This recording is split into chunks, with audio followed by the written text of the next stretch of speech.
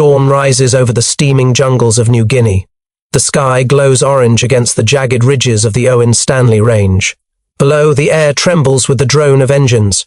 American P-38 Lightnings slice through the humid air in tight formation. Silver twin-boomed, their propellers blurring in unison. Suddenly, a dark silhouette rises from the valley mist. Sleek, slender, nothing like the rounded Zero the Americans expect. Its wings are narrow, its fuselage long and metallic.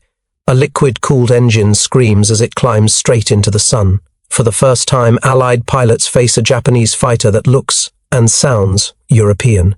Its lines whisper German precision, its power unfamiliar. The pilot inside wears no fear. He trusts the machine beneath him, Japan's first true challenge to Western engineering. As tracer rounds streak past his canopy, he rolls the aircraft, dives and vanishes behind the mountain cloud. When he reappears, he is on their tail. The Americans report back to base that day, "We fought a Messerschmitt over New Guinea." They hadn't. They had met the Kawasaki Ki-61, codenamed Tony. Its story was just beginning. By early 1942, Japan's empire stretched from the Indian Ocean to the edge of Australia. Its Zero fighters ruled the skies, agile, long-ranged and deadly in the hands of veteran pilots. But dominance carried illusion. While Japan celebrated, its engineers and commanders sensed the shadow of inevitability. The Allies were learning fast, and Japan's aircraft technology was standing still. The Zero, for all its legend, was fragile, lightly armored, with no self-sealing tanks, and powered by an air-cooled radial engine that peaked below 1,000 horsepower. It had been designed for an era of agility, not survivability. By mid-1942, the Americans and British were introducing faster, tougher aircraft, the P-38 Lightning, the P-40 Warhawk, the Spitfire MKV. Each brought more speed, altitude, and armor, the kind of machines Japan's industry had never built. Japan's engineers faced a grim reality. Their radial engines could not compete with Western liquid-cooled inline engines in raw performance. The nation's aviation design philosophy, long dominated by the Navy's obsession with lightweight maneuverability, had reached its limits. The Army wanted something different, a fighter that could challenge Western technology head-on. That demand fell to Kawasaki Heavy Industries, Japan's most ambitious aircraft manufacturer. Unlike Mitsubishi or Nakajima, Kawasaki's engineers had studied German aviation deeply. Since the 1930s, the company had maintained technical exchanges with Daimler-Benz, whose DB601 engine powered the Luftwaffe's Bf-109 and Bf-110 fighters. This was the path to evolution, but it would be a steep climb for a nation still rooted in traditional airframe design and limited metallurgical resources. The Army's specification in 1939 was uncompromising. The new fighter had to exceed 370 miles per hour, climb faster than the K-43 Oscar, and carry heavier armament, 212, 7mm machine guns and 2.7, 7mm guns at minimum. It had to be armored, it had to be strong. Above all, it had to signal that Japan could match the West not through numbers, but through innovation. Kawasaki's chief designer, Takeo Doi, accepted the challenge. He believed Japan could build a liquid-cooled fighter, even if it meant defying the nation's aviation orthodoxy. Under him worked a small, determined team that had already studied the German DB601 design in detail. The Imperial Japanese Army had even purchased a manufacturing license from Daimler-Benz, allowing Kawasaki to produce the engine domestically under the name HA-40. But turning a German engine into a Japanese one was no simple task. The DB601 demanded precision machining, advanced alloys and cooling systems that Japan's industry struggled to replicate. Every bolt, every seal, every radiator joint had to meet standards beyond the country's producti. On comfort zone, Doi's team faced the impossible, to build a world-class fighter using materials a generation behind. The project was codenamed Ki-61 Hien, Flying Swallow.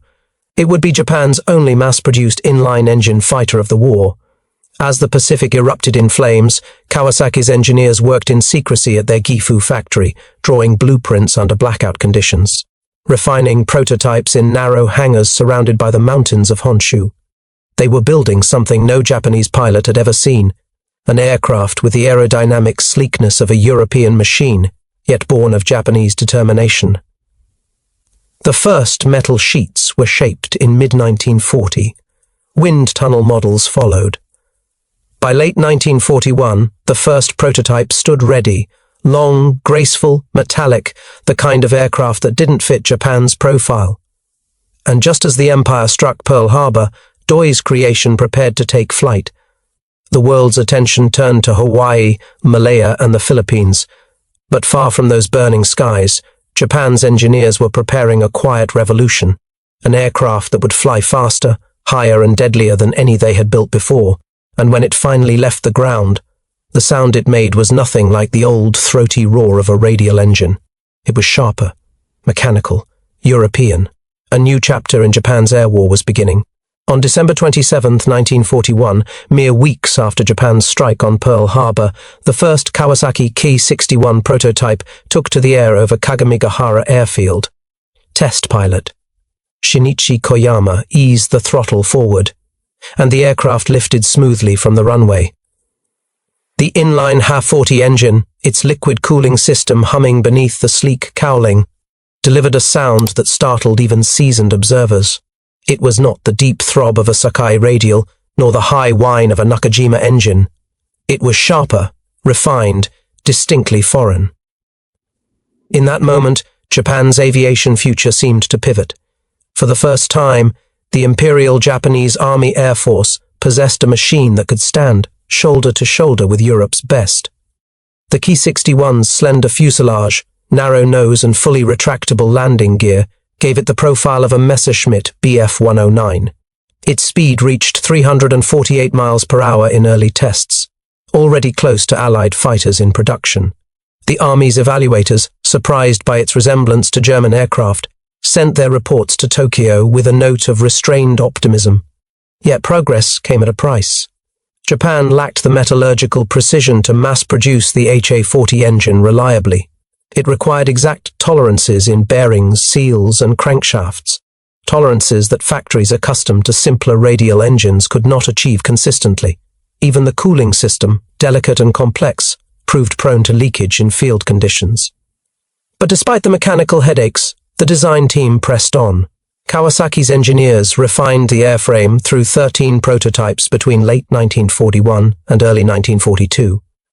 They tested new canopy shapes for visibility, altered wing incidence angles, and rebalanced the aircraft's center of gravity. The Ki-61 was faster than any Japanese Army fighter before it, but its controls were heavier, a departure from the feather-light agility of the Ki-43. Pilots called it Kareta Tsubame, the Tamed Swallow. It demanded strength and precision to master, and that made it a pilot's aircraft, unforgiving but capable. To foreign observers, its debut caused immediate confusion. When the Allies first encountered the Ki-61 in 1943, they were certain it was of German or Italian origin. American intelligence initially catalogued it as a possible license-built Messerschmitt or a new Mach C-202 from Italy. Its Allied reporting name, Tony, reflected that misidentification, assigned under the assumption that it was an Italian design. While the Allies puzzled over its origins, Japan's army saw it as their answer to a rapidly changing air war. By mid-1942, the tide was shifting. The Battle of Midway had shattered the Imperial Navy's carrier strength, and the American advance through the Solomons began. New Allied fighters like the P-38, P-39, and P-40 were arriving in greater numbers, backed by robust logistics. The Japanese army needed a fighter that could defend long-range bases, intercept high-altitude bombers, and contest the air with superior speed and durability. The Ki-61 was deployed to the 68th and 78th Sentai, Japan's frontline air regiments, and dispatched to New Guinea in early 1943. The theater was one of the harshest in the war. Thick jungle, torrential rain, primitive airstrips carved from mud. For the Ki-61, it would be a trial by fire. There, its strengths and weaknesses revealed themselves brutally. Its armor and self-sealing fuel tanks gave it durability unknown to earlier Japanese fighters. Allied pilots learned quickly that the Tony could take punishment a Zero could not. but its advanced engine, sensitive to dust and heat, suffered frequent breakdowns. Mechanics lacked spare parts, fuel quality was poor. The HA-40's finely tuned German tolerances clashed with Japan's tropical war reality. Still, in combat it stunned its enemies. The P-40s and P-38s that expected easy prey found themselves pursued by a sleek adversary that could dive faster, withstand hits, and roll with unexpected precision. To its pilots, the Ki-61 was more than a machine. It was proof that Japan could build an aircraft equal to the West, a symbol of technological pride in an increasingly desperate war. Yet beneath that pride lay fragility. Japan's industry was strained to its limit. Engines failed faster than they could be replaced. Logistics collapsed. Even as the Ki-61 proved itself in combat, its very sophistication ensured it could never be built in the numbers Japan needed. The promise of the Hien, the flying swallow, was real, but as war pressure mounted, its elegant design would collide headlong with Japan's collapsing industrial base, and that collision would define its fate. The pilots who first received the Ki-61 were veterans of early campaigns in China and Southeast Asia, men who had flown the Ki-27 Nate and the Ki-43 Oscar, aircraft that danced through the sky but offered little protection. To them, the Ki-61 felt alien. The canopy was narrower, the cockpit heavier, the engine cold and mechanical rather than alive and throaty. Yet as they climbed into it, they felt something new: security. For the first time, Japanese pilots sat behind armored glass and over self-sealing tanks. They could face enemy fire without assuming death at the first spark. Many wrote later that they felt safe but slower, as if trading spirit for survival. Some despised its weight and rigidity, others revered it as the only fighter that could challenge the P-38 head-on. The aircraft demanded skill and discipline. Reckless maneuvers that suited the Ki-43 meant destruction in the Ki-61. Those who adapted became lethal. Those who didn't perished quickly. When the Tony first appeared over Wewak-and-Leh in 1943, American pilots were stunned. The Ki-61 could dive with lightnings, a feat impossible for Zeros. In turns, it was tighter than a P-40. It could absorb bullets and keep flying. For the first time, the myth of Japanese fragility began to crack. To the men who flew it, the Hien represented a shift. From romanticized dogfighting to industrial warfare, it was no longer about grace, it was about survival, energy, and power. Many Japanese aces, like Terasawa Shogo and Kiyomi Katsuki, achieved their final victories in the Ki-61, often while outnumbered and undersupplied. They knew the aircraft could win, if the engine held together. The heart of the Ki-61's brilliance and its undoing was its engine. The HA-40, Japan's licensed version of the Daimler-Benz DB601A, was an inline 12-cylinder, inverted V, liquid-cooled power plant, producing around 1,075 horsepower. It used direct fuel injection, a rarity in Japanese designs, giving it superior throttle response during negative G dives. It also offered a more streamlined nose, reducing drag and granting the Hien remarkable aerodynamic purity. But that precision came at a heavy price. The HA-40 demanded exact tolerances that Japan's wartime industry could not sustain. Substituted alloys weakened under heat. Bearings wore down prematurely. Coolant leaks became routine. In combat zones like New Guinea, where mechanics worked in mud and humidity, engines often failed before 100 hours of flight. Yet when it worked, the Ki-61 was formidable. Its top speed exceeded 360 miles per hour at altitude, and with later versions, it could climb to over 30,000 feet. Rare for Japanese army fighters, its armament evolved from twin 12, 7mm 103 machine guns to include 20mm Mauser MG-151 cannons, imported from Germany before supply lines closed. Aerodynamically, the Hien borrowed heavily from European philosophy: laminar flow surfaces, a narrow radiator under the fuselage, and retractable tailwheel. It looked more Western than any Japanese aircraft of the era. Allied pilots nicknamed it the Japanese Messerschmitt, but it was not a copy. Doi's engineers refined the frame for lighter materials and different balance, giving it distinct handling characteristics.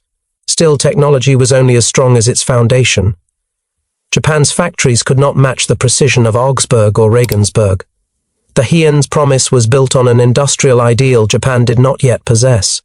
And as that gap widened, the Ki-61's battlefield story would take on layers of pride, of frustration, of technological irony. Because while it looked like Europe's finest fighter, it had to fight a war Japan was already beginning to lose. The Ki-61 entered frontline service at a time when Japan's tactical doctrine was still chained to the past. Army leaders favored close-range dogfights, built around light-turning fighters like the Ki-43 and the Zero.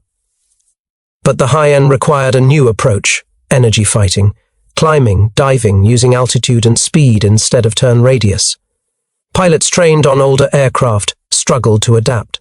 The Ki-61 was heavier on the controls, less forgiving in low-speed combat. But in a dive, it was unmatched among Japanese types. In the New Guinea campaign, these traits changed the rhythm of combat. Allied P-40 pilots, used to dominating dogfights through speed and dive attacks, found their tactics mirrored. The Tony could pursue them through a dive without tearing its wings apart.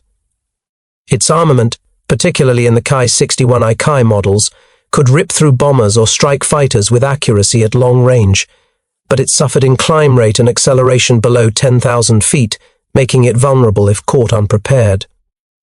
The Japanese army began forming mixed squadrons, Ki-43s for maneuver engagements, Ki-61s for boom and zoom interceptions. Over Wewak, Hollandia and Rabaul, these formations fought desperate delaying battles.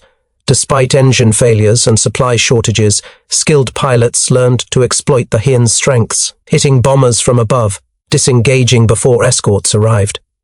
Yet logistics remained its greatest enemy. Each sortie risked mechanical failure. Each replacement engine arrived late or broken. Even victory in the sky could be followed by a forced landing in the jungle. The Ki-61 was not just a weapon, it was a gamble. By 1944, the gamble was becoming desperate. When the Ki-61 first appeared, Allied intelligence simply didn't believe Japan could produce such an aircraft.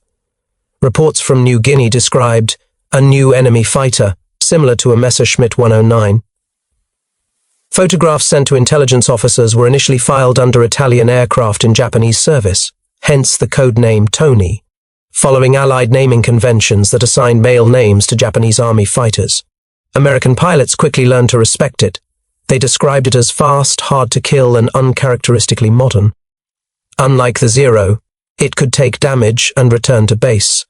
Many US flyers misjudged it during early encounters, assuming it would break apart under pressure, as most Japanese fighters did. Instead, the Ki-61 absorbed punishment, rolled and struck back. But they also learned its weaknesses. Once the engine began overheating, its performance collapsed. In prolonged engagements, its heavier airframe lost energy quickly. And once Allied tactics adapted, exploiting vertical maneuvers and group coordination, the Ki-61's advantages narrowed. Still, even in defeat, it left an impression.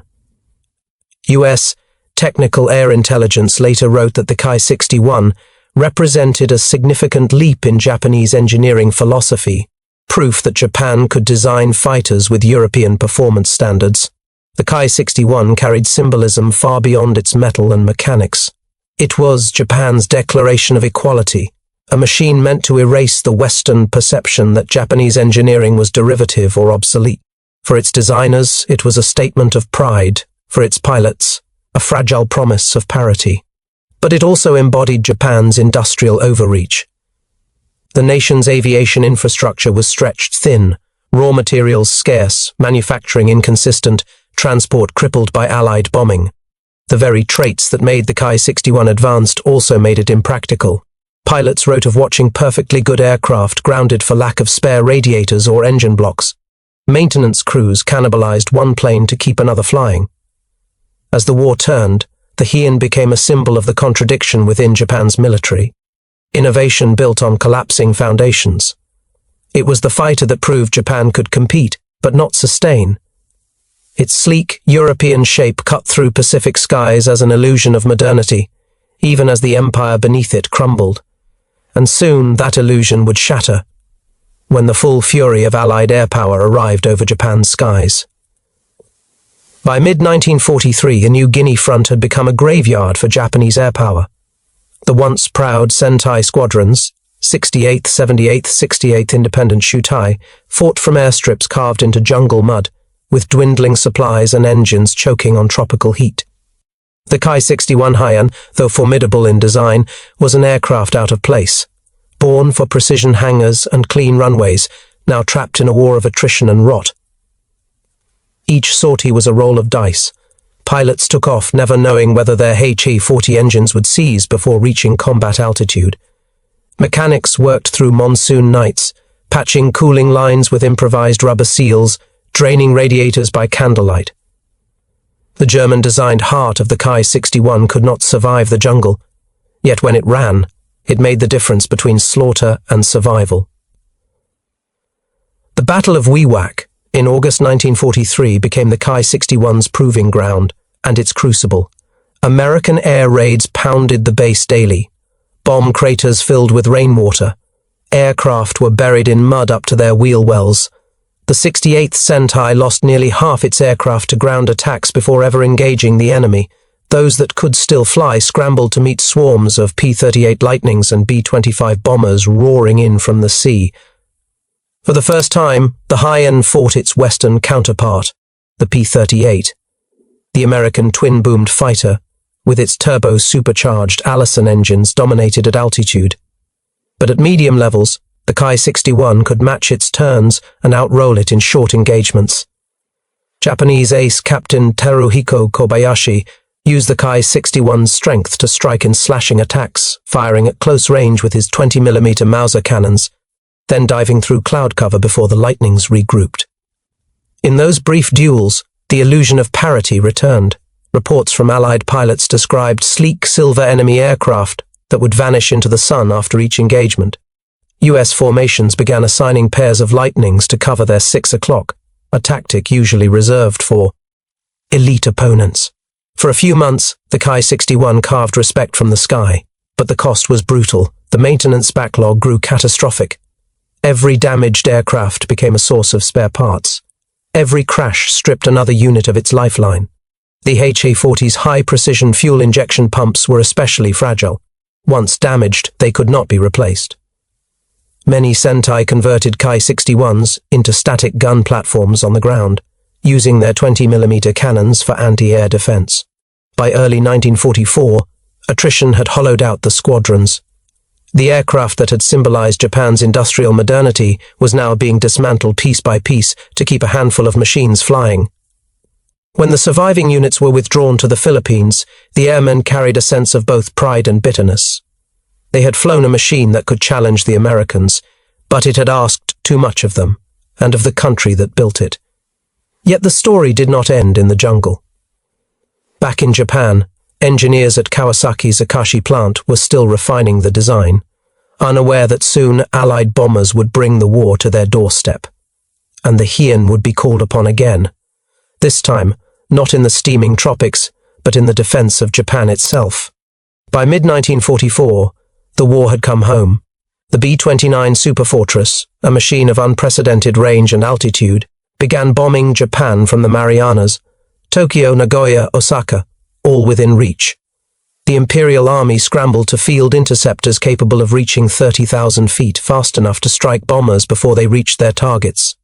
The Ki-61 Hien, once the Army's symbol of progress, was suddenly obsolete on paper, yet it was all they had.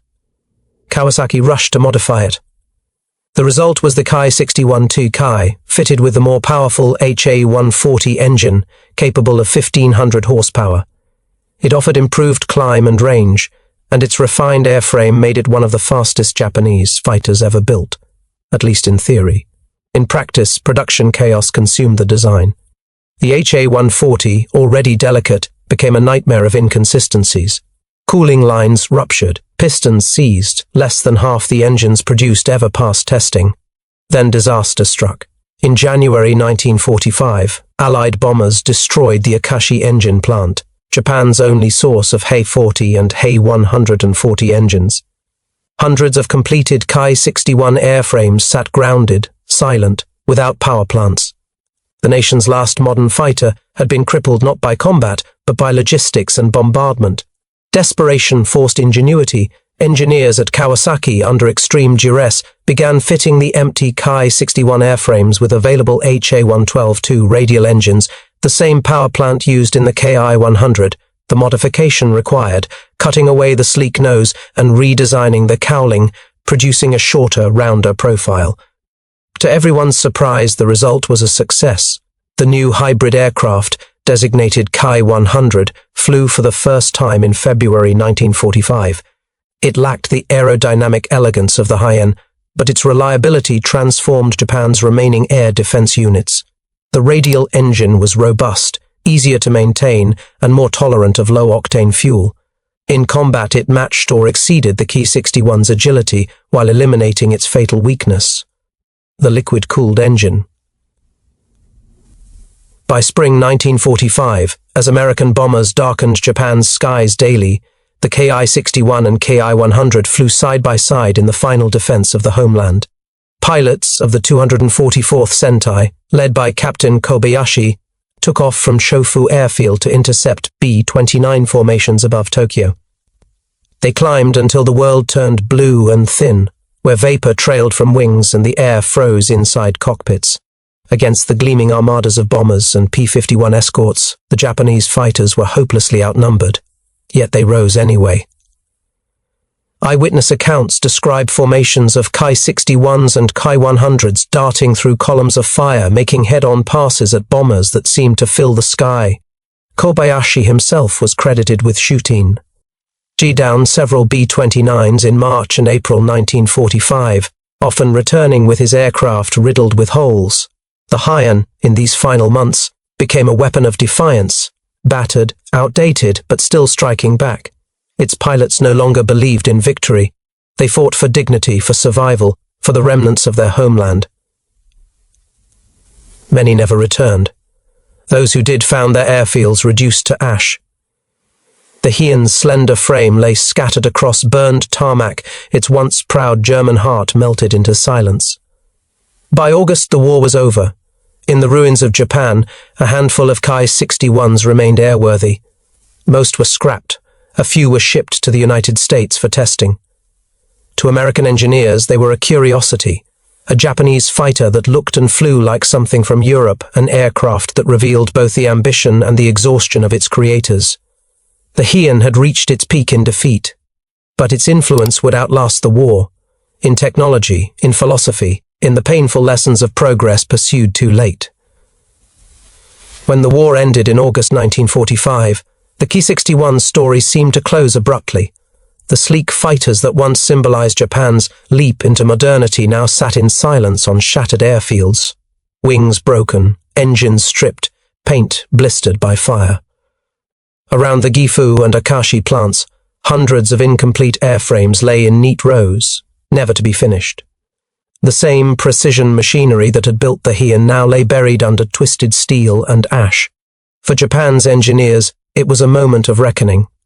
The Ki-61 had been their proudest creation, the embodiment of German-inspired engineering discipline, fused with Japanese design spirit. Yet it had failed not through weakness of concept, but through the collapse of the industrial foundation beneath it. The war had demanded a technological race Japan could never afford. The numbers told the truth. Between 1941 and 1945, just over 3,000 Ki-61s were produced, a fraction of what the Allied war machine turned out monthly. Of those, only a few hundred ever saw sustained combat. Many were grounded by mechanical issues, cannibalized for parts, or destroyed before delivery. By the war's end, only a handful remained operational. Still, within the Army Air Force, the Hien had earned reverence. Pilots regarded it as the only Japanese fighter capable of meeting Allied machines on equal terms. It represented a shift from romantic dogfighting to modern air warfare, a transition few lived to master. In post-war interviews, surviving pilots spoke with both pride and exhaustion. They admired its strength, its speed, its durability, and cursed its engine. When the motor worked, one recalled, it was the best machine in the world. When it didn't, you prayed for the clouds. The 244th Sentai, Japan's most famous Ki-61 unit, became a symbol of that duality. Its pilots fought with remarkable skill in impossible odds, intercepting B-29s over Tokyo even as fuel ran out and spare parts vanished. Their leader, Captain Teruhiko Kobayashi, became a national hero, a young commander who flew both the Hien and its successor, the Ki-100, in defense of the homeland until the last days of the war. His bravery made the Ki-61 synonymous not with victory, but with defiance. For the engineers who survived, the lessons were harsh but lasting. The war had proven that technical brilliance without industrial support was futility. The HA-40 engine, though advanced, demanded precision manufacturing on par with Germany's industrial infrastructure, something Japan never possessed under blockade. In every sense, the Ki-61 was a glimpse of what could have been had Japan's wartime industry matched its ambition. When Allied occupation forces surveyed the remnants of Japan's aviation programs in late 1945, they found the Ki-61 fascinating. It was unlike any other Japanese design, clean, aerodynamic, almost Western in philosophy. American test pilots noted its smooth handling and stability at high speeds, calling it a fighter of serious potential if properly manufactured. But the war was over. The Ki-61 would never fly in anger again. Its airfields became rice paddies, its factories became silence. Yet, amid that silence, the aircraft left a question hanging over Japan's engineers, a question that would shape their nation's post-war rebirth. Could precision, discipline, and technology, once instruments of war, be turned to peace? The answer would come, but decades later, in industries born from the same minds that had once built the Hien. Post-war evaluations of the Ki-61 reinforced its reputation as Japan's most advanced inline fighter. American engineers tested captured airframes, noting the aircraft's combination of speed, maneuverability, and structural integrity. Unlike the fragile Zero, the Hien could absorb considerable damage and remain airborne, a trait that astonished foreign analysts, accustomed to seeing Japanese fighters crumble after a single hit. Its liquid-cooled engine, though temperamental, demonstrated capabilities on par with early-model German Bf-109s, validating Kawasaki's effort to emulate and adapt European technology. Yet the Ki-61's legacy was defined less by performance than by circumstance. Japan's inability to produce it in sufficient numbers or maintain its engines in combat revealed the limits of ambition against strategic reality. For every Hien in the air, dozens more were grounded, cannibalized, or destroyed by logistical failure. Allied reports highlighted the stark contrast. While a single Ki-61 could challenge a P-38 or a P-40, the cumulative weight of Allied numerical superiority and industrial output rendered these victories temporary and largely symbolic. The aircraft's influence persisted in subsequent designs. The Ki-100, born from Ki-61 airframes refitted with radial engines, inherited its airframe's aerodynamic sophistication while solving the reliability crisis. This hybrid became Japan's last effective fighter, proving that innovation could overcome some, but not all, of wartime constraints. Engineers later reflected that the Ki-61 had been a critical learning step, a bridge from the era of lightly armored, highly maneuverable Zeros to a concept of robust, high-performance fighters suitable for modern air warfare. Veterans' recollections reinforced the Hien's place in Japanese aviation lore. Pilots consistently praised its survivability, firepower, and handling, describing it as a machine that demanded skill but rewarded it with lethality.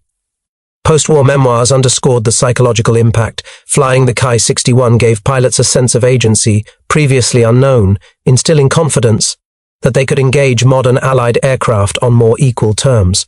For historians, the Ki-61 symbolizes the tension between aspiration and capacity. It was an aircraft of contradictions, technologically advanced yet industrially fragile, tactically superior in skillful hands, yet strategically inconsequential against overwhelming Allied production, a symbol of Japanese ingenuity, yet a reminder of the limits imposed by wartime realities. Ultimately, the Ki-61's story is one of potential realized imperfectly. It survived long enough to earn respect and fear from enemy pilots, to challenge doctrines, and to teach engineers and aviators lessons that would resonate far beyond the Pacific War. Its imprint endured in Japan's post-war aviation resurgence, informing the design philosophy of aircraft that would emerge decades later, long after the roar of its engines had faded into history. The Kawasaki Ki-61 Hien occupies a unique place in history, a Japanese fighter born of ambition, shaped by necessity, and tested in the crucible of a war Japan could not sustain. It embodied a philosophical shift, the recognition that agility alone could not guarantee survival, that precision engineering and firepower were essential in modern air combat. In its sleek lines, one sees both aspiration and limitation. A machine steer, iving to match the West while constrained by the realities of a collapsing industrial base. Its pilots experienced both exhilaration and frustration. They learned that mastery required discipline, that survival depended on understanding the aircraft's quirks as much as exploiting its advantages. The Hien was a teacher in the sky, precise, demanding, unforgiving. Its successes were tactical and personal, but its failures were systemic, highlighting the profound gap between technological capability and strategic sustainability. The Ki-61 also serves as a mirror to history itself. It reflects the tension between ingenuity and circumstance, ambition and capacity.